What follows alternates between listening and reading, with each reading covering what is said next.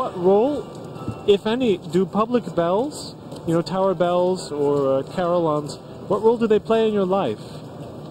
Do they have any importance? Besides telling the time? In any way? Yeah, it does tell me what time it is.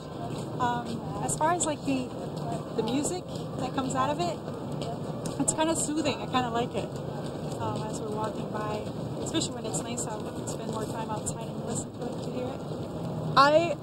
I think it's nice and also not nice to be able to have the time like whenever you want. I've often been like late somewhere and counting like how many, like right now, how many dings are happening, or you know, whether it's 15 or 30 or 45 past the hour. And it's helpful.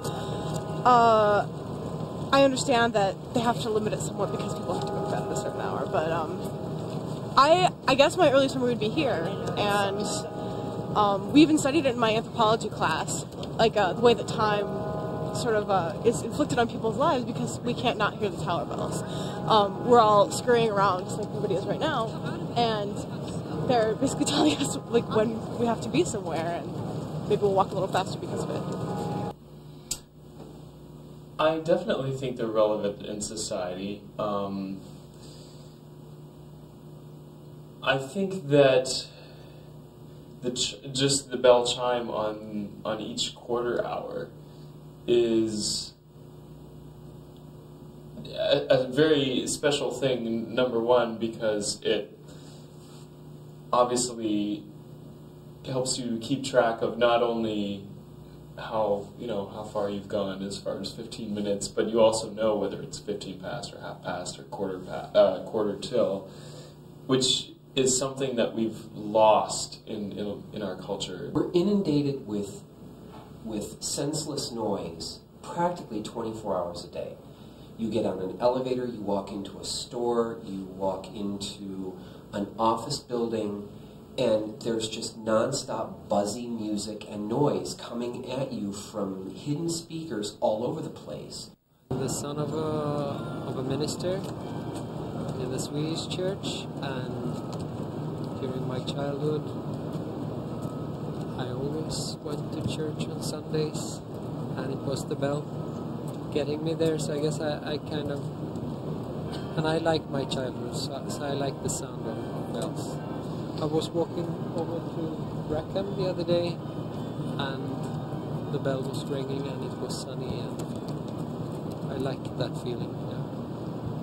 You feel it's an important part of the identity, you know, the identity of the campus, then, perhaps. Definitely, because when I came to orientation, they said a lot of things about the bell tower here, and that's what I remember too.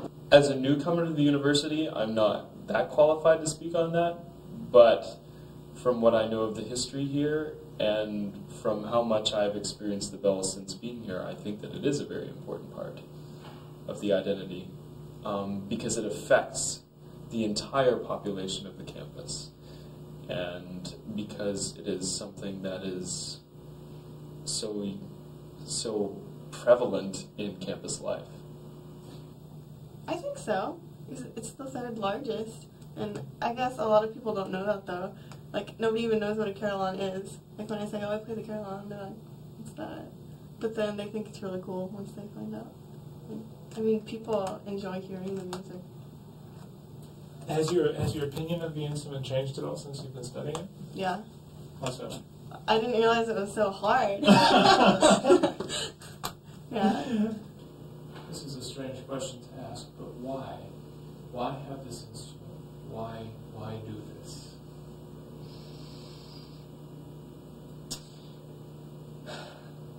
Because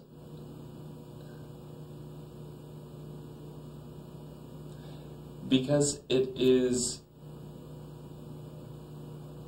another avenue to express human life and experience,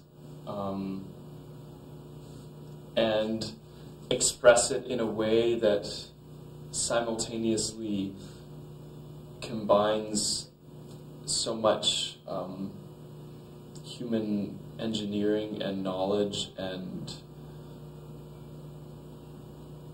craftsmanship of, I mean metallurgy is one of the most fascinating histories and the development of humankind, and just the fact that we've learned how to create these things and tune them and manipulate them and do all these things with them and then use them to express musical ideas. I think that is one of the great achievements of mankind.